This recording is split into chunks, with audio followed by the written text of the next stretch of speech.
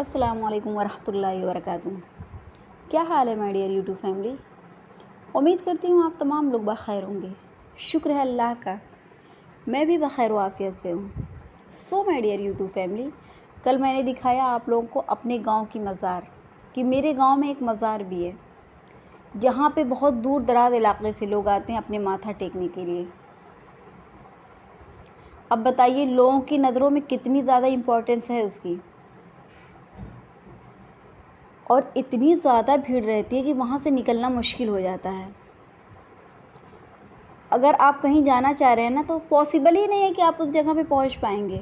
वो आपको धक्का मारते मारते ना कहीं का कहीं पहुँचा देंगे, इतनी ज़्यादा भीड़ रहती है। हालांकि जिस जगह ये मज़ार है ना वो बहुत बड़ी जगह है, वहाँ पे 1000 लोग तक आ ही जाएंगे, लेकिन इतनी ज़्यादा रहती है कि 1000 लोग 2000 कितने रहते मुझे तो नहीं पता इन सब चीज़ों के बारे में। तो वैसे मैंने सोचा है कि एक दिन जाऊंगी मैं उस मज़ार पे। देखने के लिए तो नहीं जाऊंगी, लेकिन ये अपने व्लॉग बनाने के जाऊंगी और आप लोगों को बताऊंगी और दिखाऊंगी भी कि वहाँ पे क्या क्या चीज़ है। लेकिन फिर मैं ये भी सोचने लगती हूँ ना कि जब मैं वहाँ पे जाऊँगी तो फिर मैं किससे पूछूँगी कि ये क्या चीज़ है और ये कब वजूद में आई, और गाज़ी मियाँ कौन थे, आखिर ऐसा क्या हो गया कि गाज़ी मियाँ का यहाँ पे मेला लगता है और लोग दूर दराज से उनका क्या करने के लिए आते हैं। उन्हीं के नाम पे तो लोग आते हैं अपना माथा टेकने के लिए ना, उन्हीं के ज़रिए तो अपनी मन्नत मुराद पूरी करने के लिए आते हैं। तो क्या उनकी मुराद पूरी हो जाती है? मेरी बहुत ख्वाहिश है कि मैं जाऊँ और लोगों से पूछूँ। तो कभी कभी ये भी सोचती हूँ ना कि कौन मुझे बताएगा, किसको इतनी ज़्यादा नॉलेज होगी। मुझे नहीं लगता कि कोई मुझे बता पाएगा। हाँ, मेरे यहाँ एक सहाफ़ी हैं, उनसे मैं पूछूंगी तो ज़रूर मुझे बताएंगे, लेकिन क्या है ना कि उनसे पूछना थोड़ा मुश्किल लग रहा है, इसलिए कि मैं एक लड़की हूँ तो कैसे मैं पूछूंगी। हालांकि वो मेरे चचा लगते हैं, ना घर के हैं ना ख़ानदान के हैं, मोहल्ले के हैं, मतलब मेरे पड़ोसी हैं, तो उनसे तो पूछ ही सकती हूँ। चलिए ऐसे नहीं पूछूंगी, लेकिन इंशाअल्लाह ताला निकालूंगी कहीं ना कहीं तो उसकी हिस्ट्री मौजूद ही होगी, तो उससे निकालूंगी और फिर मैं आप लोग को बताऊंगी कि इस मज़ार का नाम गाज़ी मियाँ का मेला क्यों पड़ा, या यहाँ पे लोग क्यों आते हैं, क्या रीज़न है, और इतनी ज़्यादा चीज़ें क्यों देखे जाते हैं। और वहाँ पे बहुत बड़े बड़े बाबा भी बैठे रहते हैं जो ना अपनी चादर को फैलाए रहते हैं, और उसमें सब लोग अपना पैसा, ज्वेलरी और क्या रहता है, गेहूँ, चावल, यही सब चीज़ें डाल के जाते हैं। तो कितने ज़्यादा इकट्ठा हो जाता होगा ना, जिस हिसाब से लोग आते हैं उस हिसाब से लगता है कि कई क्विंटल इकट्ठा हो जाता होगा। तो फिर मेरी भी ख्वाहिश है देखने की कि देखूं है क्या चीज़, आखिर किस बिना पे लोग आते हैं। और मैं उस पोखरे को भी देखना चाहूँगी। वो पोखरा है, नदी है, तालाब है, क्या है और कितना बड़ा है मुझे तो ये भी नहीं पता है। जाऊँगी तो मैं उसको भी देखूँगी कि वो कितना बड़ा है और कैसे लोग उसमें शिफा पाते हैं। आखिर क्या चीज़ है कि लोग उसमें शिफा पा जाते हैं। ये भी सुनती हूँ कि जितने भी मरीज़ आते हैं वो किसी भी चीज़ के हो ना, उन्हें शिफा मिल जाती है। पता नहीं उनका ये अक़ीदा है या फिर क्या है, मुझे तो नहीं पता। तो अल्लाह ताला ने कहा है ना कि जिसका जो अक़ीदा रहेगा ना वो उसी के बिना पे तौला जाएगा। जैसे अगर हम एक ईंट रख ले रहे हैं, पत्थर रख ले रहे हैं और हम उसे पूज रहे हैं तो ये मेरा अक़ीदा बन गया है और हमें उसके ज़रिए सवाब ज़रूर मिला है, लेकिन हम तो शिर्क कर रहे हैं ना।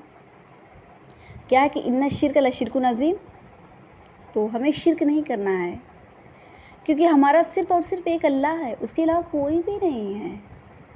हम कितने भी कोशिश कर लें, अगर कोई काम करना चाहे, अगर अल्लाह की मर्ज़ी नहीं है ना तो वो पूरी हो ही नहीं सकती है। चाहे कितनी भी कोशिश कर लें, पूरी जान लगा दें, वो काम नहीं होगा, कभी भी नहीं होगा। देखिए कभी कभी ऐसा होता है कि हम कोई काम करते हैं और जल्दबाज़ी में रहते हैं। वैसे भी जल्दबाज़ी का काम शैतान का रहता है। तो ये सोचते हैं अज़ान हो रही, अक्सर मगरिब की अज़ान हो जाती है। मैं कहूँगी कि अक्सर ऐसा होता है, कपड़ा की सिलाई जब हम करते हैं, मैं ख़ुद की बात बता रही हूँ कि जब कपड़ा की मैं सिलाई करती हूँ ना तो कभी कभी ऐसा भी होता है कि मगरिब की अज़ान होने लगती है, तो मैं सोचती हूँ कि चलो जल्दी से इस काम को ख़त्म कर ले रही हूँ, फिर नमाज़ पढ़ रही हूँ ना, ऐसे ऐसे करके ना टाइम निकल जाता है, लेकिन वो मेरा काम पूरा ही नहीं होता है, क्योंकि उसमें अल्लाह की मर्ज़ी शामिल ही नहीं रहती है। अगर भाई मैं नमाज़ पढ़ के अपने काम को करूँ तो क्या पता पूरा हो जाए। لیکن میں سوچوں گی نا کہ نماز کی ابھی دیر نہیں ہو رہی ہے، بار بار میں دیکھوں گی واچ کی طرف کہ ابھی کہاں ٹائم، ابھی ٹائم ختم نہیں حالانکہ میری امی جو ہے نا 1 سے 2 بار، 2 سے 3 بار، 3 سے 4 بار کہتی رہیں گی ارے جلدی کرو نماز کا ٹائم نکل جائے، کیونکہ مغرب کی نماز کا ٹائم بہت کم رہتا ہے نا، بہت ہی کم رہتا ہے، کہتی رہیں گی، لیکن یہ سوچیں گے نا کہ لا اس کام کو جلدی سے پورا کر لیں، جب پورا کر لیں گے نا تو پھر فوراً جا کے نماز پڑھ لیں گے، اور اکثر ایسا ہوتا ہے کہ نماز لیٹ بھی ہو جاتی ہے، اور دوسری بات یہ ہے کہ وہ کام ہوتا بھی نہیں ہے، آخر جا کے پھر وہ دوسرے دن ہمیں کرنا پڑتا ہے، کیونکہ اس کے بعد تو سلائی کرنا سخت منع ہے میرے گھر میں، پھر اس کے بعد ہم لوگ سلائی نہیں کرتے۔ ہاں یہ ہے کبھی ارجنٹ ہو تو عشاء کے وقت لائٹ جلا کے کر سکتے ہیں، لیکن پھر بھی امی ڈانٹتی ہیں، کہنے کہ اسی سلائی کی وجہ سے میری آنکھ کی دیکھو روشنی چلی گئی ہے، بہت دھندلا دکھ رہا ہے میری امی کی آنکھ سے، اور تم لوگ جو ہو اپنی آنکھ کو خراب کر رہی سلائی میں بھی، اور دوسری بات یہ ہے کہ